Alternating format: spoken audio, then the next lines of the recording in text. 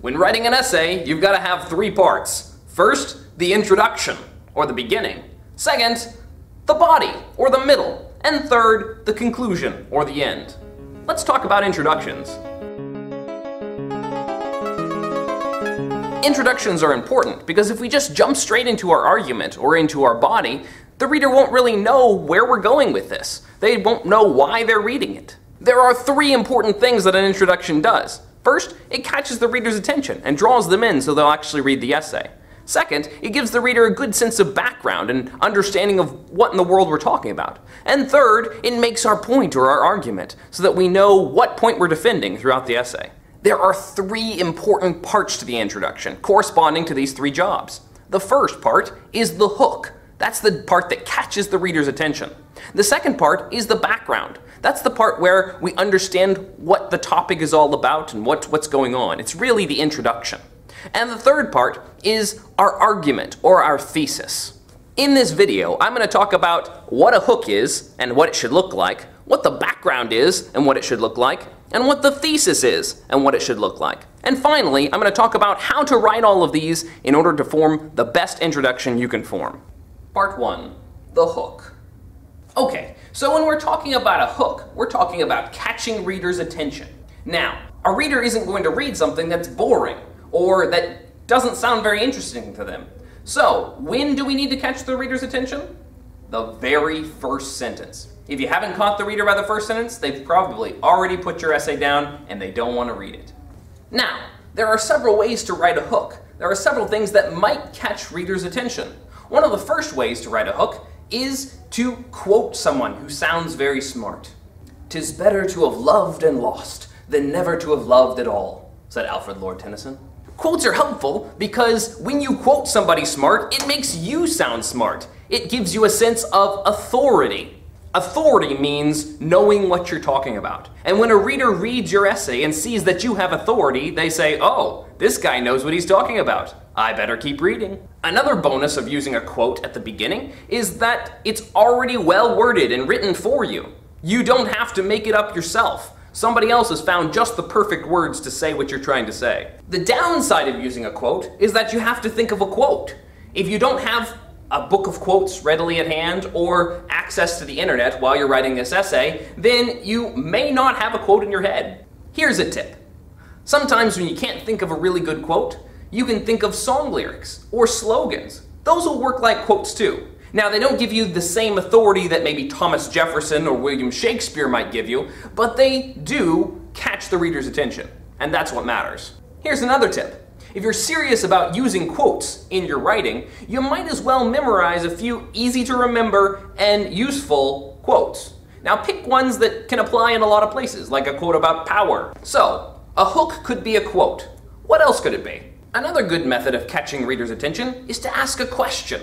One good thing about asking a question is that you don't have to know a quote. You don't have to know anything. You can just make it up on the spot. Asking a question works because when you're asked a question, it automatically draws you into the conversation. It makes the reader feel like he or she is a part of what you're talking about.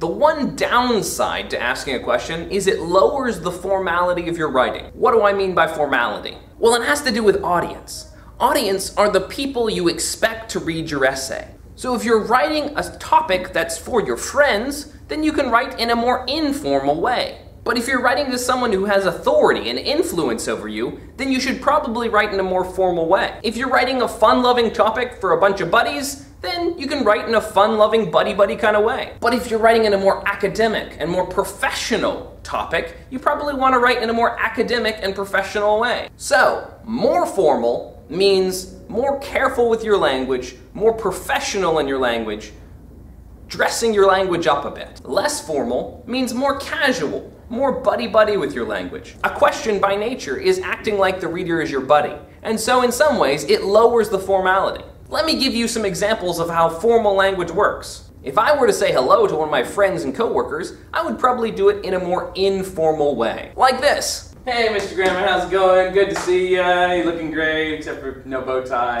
so that's not cool. But good to see you, buddy. Good to see ya. Good to see ya." If I were to say hello to my boss or someone in authority over me, then I would probably do it in a more formal way. Being formal shows respect. It also helps to create a sense of authority. Again, let's see what it would look like if I were to greet someone in authority over me without that formal, respectful language. Hey there, buddy, how's it going? Now let's see what it would look like if I were to greet someone in authority over me with respect. Good morning, sir. Hey, Mr. Nance. I'm doing fine, thank Great. you. You had a good morning? Yes, wonderful. All right. So once again, we need to know who our audience is. Is this the kind of audience that I can ask a question to and talk casually with? Or is this the more formal audience that I need to speak more formally with? Maybe use a quote. Alternatively, you could just say something clever and witty for your hook. But you have to think of something clever and witty to say. After the hook, the next part of the introduction is the background. The background is the part of the introduction where you're really doing most of the introducing. You're going to talk about whatever the situation is and who's involved.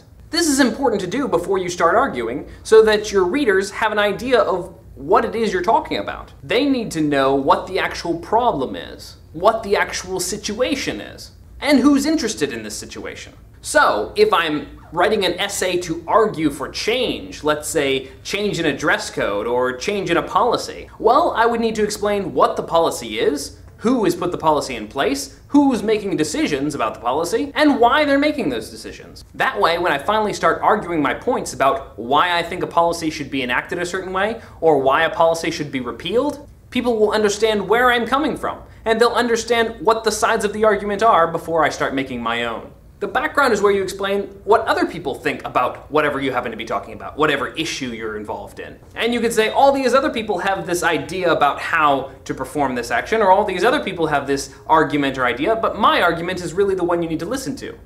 Here's an example of background information. Members of the school board believe that they can promote student safety and eliminate cyberbullying by enacting a no cell phone policy. Students, however, believe such policy infringes on their rights to free speech. Notice how it gives both sides and also each side's motivation. Why do you need to spend this time telling all the background before you get into your argument? Well, there are two reasons. The first is so the reader knows what you're talking about. If you just started arguing, they'd be confused. The second reason is to establish a sense of authority. Remember authority? Authority is sounding smart, sounding like you know what you're talking about. If you explain the situation and everyone's opinion of it first before you make your argument, everyone knows that you've done your research. You know what you're talking about. Not only does the background introduce your topic and give you a sense of authority, but it also creates a bridge between your hook and your thesis. It leads from whatever idea you introduced in your hook all the way step by step to the argument that you have to make about that idea. It's important to think of background as a progression. You have a starting place, and you move a little bit forward, and you move a little bit forward, and you move a little bit forward, and you get to your argument. You could also look at background as an explanation of your hook and an explanation of why you need your argument. Okay, so now we get to the third part of the introduction, the thesis. Your thesis statement is not only the most important part of your introduction, it's the most important sentence in your entire essay. Every single thing you do throughout the entire essay should point back to the thesis, should help to prove the thesis, or set up the thesis, or explain the thesis. The thesis is your point. It's your argument. It's what you're trying to say. So, if someone asks you to sum up your whole paper in one single sentence, it should be easy. It's obviously going to be the thesis. So, because your thesis statement is the most important sentence in the entire essay, it's important to be careful when writing it. Take more care writing this sentence than any other sentence in your essay. A good thesis statement should be arguable and thought-provoking. It should be specific. It should be succinct. And it should be able to be summed up in one single sentence. That one clear sentence matters. So let's talk about these four things. Number one, your thesis statement should be arguable and thought-provoking. If your point is not compelling, it's not an argument, nobody's going to really care. Let's say I try to persuade you that grass is green. The grass is green, people! Well, that's not very arguable because, well, just look out the window. Everyone knows that grass is green. Of course, you might have a couple of sarcastic people who might argue that the grass is brown because it's dead, or they might pretend that it's some other color. But the point is, most people will just not think that's an argument at all. So when you're forming your thesis statement, make sure that you put it in a way that sounds like an argument, that sounds thought-provoking, and it gets people to say, huh, I wonder if that's true. It should challenge your reader, especially if what you're writing is in and of itself a persuasive essay. There are, of course, other styles of writing, narrative essays, expository essays, but even those, the thesis statement should be thought-provoking. Here's a quick tip. When creating your thesis statement, there's a shortcut that helps make your thesis sound more argumentative and sound more thought-provoking. If you include in your thesis statement your opponent's argument by starting out with a word like although, and then including your opponent's argument, and then changing gears and saying, in reality, my argument. Let me give you an example. Although many students may think my fixation with narwhals stems from eccentricity and silliness, in reality, the narwhal's near-mythical physical characteristics make it a symbol of my classroom's quest for creativity and awesomeness. You could, of course, use the same formula with different words. Instead of using although, you could say even though, or despite, or in spite of the fact that, and instead of in reality, you could say actually, or something like that. Second, a thesis statement needs to be specific. A statement that's too general, even if it is arguable, is not very effective. It's a lot harder to prove something that's too broad and too general, and it's a lot less interesting to read about something that's too broad and too general. Let's look at some examples. Narwhals are awesome. Too broad. Narwhal represents my desire for an environment that inspires creativity and awesomeness. Much more precise. Third, a thesis statement needs to be succinct. Now, the word succinct means saying just the right thing in the fewest words possible. So it means you're not going to be blathering on and on and on and on, but you're going to get to the point and say what needs to be said. Remember, this is the most important sentence, so you don't want a whole bunch of extra words that don't matter. Say what matters. For instance, I wouldn't want a sentence that started out, in this essay, I'm really going to explain just how I feel about this particular topic, which I'm going to go on and on about when I finally get around to making my point. I just want to make my point, but I don't want to make it right now. I just want to talk. Just words, words, words. Yeah, get to your point. Finally, a good thesis statement should be one sentence. If your idea doesn't fit into one sentence, it's probably not a good argument. It's probably a string of arguments or a whole bunch of ideas, and not a clear argument at all. A one-sentence argument is clear. It's specific. It helps us to understand where we're going. But a string of arguments, or a string of ideas all thrown together that can't fit into one sentence, will not make for a good argumentative essay. It will not lead the reader where the reader needs to go. Another aspect of this one-sentence idea means that you shouldn't have vague pronouns in your thesis statement. You really shouldn't have vague pronouns at all. If you're using vague pronouns like it's a great idea, it would be effective, we should implement it, then you haven't said what you need to say in one sentence. You're referring back to ideas earlier in your introduction and leaving it all loose. If your thesis statement is not perfectly understandable and complete, even if you took it out of the essay and put it by itself, it's not a good thesis statement. You want to be able to read the sentence by itself and completely understand what the essay is about. You might have noticed I said nothing about listing your main points in the thesis. Although you may have been taught in the past that you have to list your main points in your thesis, this isn't necessarily true.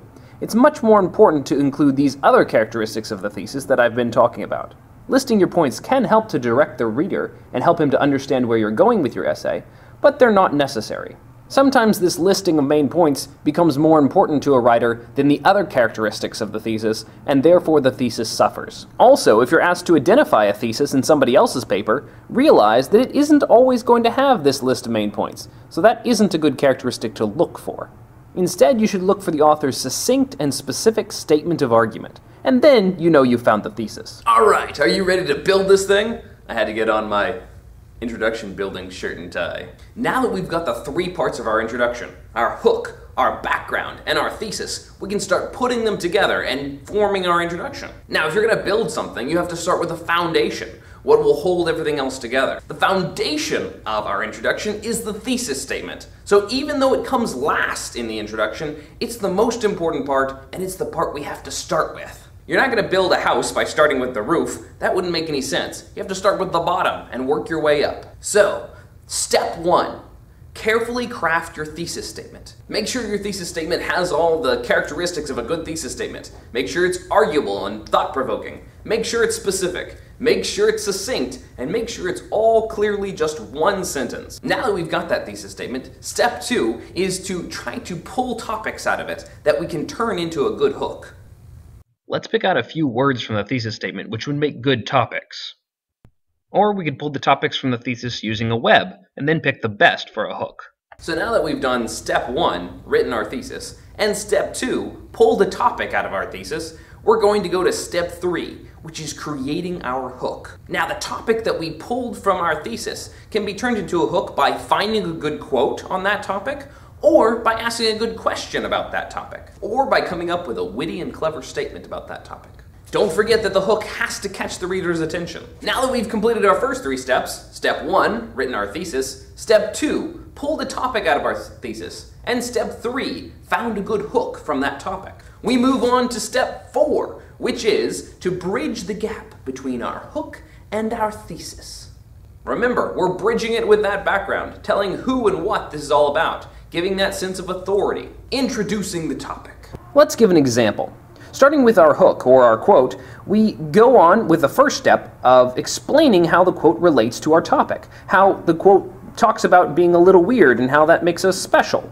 Then we go on to talking about how everyone is a little bit different and how everyone is a little bit special. And then we get more specific as we take a step closer to our thesis statement by talking about how my specific classroom is unique and special and includes narwhals. Now that I've gotten most of the elements ready for my thesis, I can finally state my thesis. I've walked from my hook to my thesis. Here it is in its entirety. I'd rather be a little bit weird than all boring. This quote by Robin McKinley brings up the idea that being unique is a good thing, helping us avoid the monotony of sameness. Each person has his or her own way of doing things, and we must realize that standing out is an acceptable part of being human. My own classroom exhibits my uniqueness in that the walls are covered with pictures of narwhals. Although many students may think my fixation with narwhals stems from eccentricity and silliness, in reality, the narwhal's near-mythical physical characteristics make it a symbol of my classroom's quest for creativity and awesomeness. Now that we've completed our first 4 steps, writing a thesis statement, pulling topics out of that thesis statement, creating a hook from one of those topics, and bridging the gap between the hook and the thesis statement, we can move on to step number 5, our final step. Step 5 is to polish our introduction up, smooth it over, make sure it's transitioning well, and working just right. Making it sound good. Well, it looks like we made it through this one. If you need to go back and review any of the parts of the introduction, you can click here to go back and talk about the hook again. Here to talk about the background. Here to talk about the thesis. Here to go back to where we put it all together. Click here to subscribe, or here to watch another educational video. Hope you enjoyed it, and thanks for watching NanceNotes.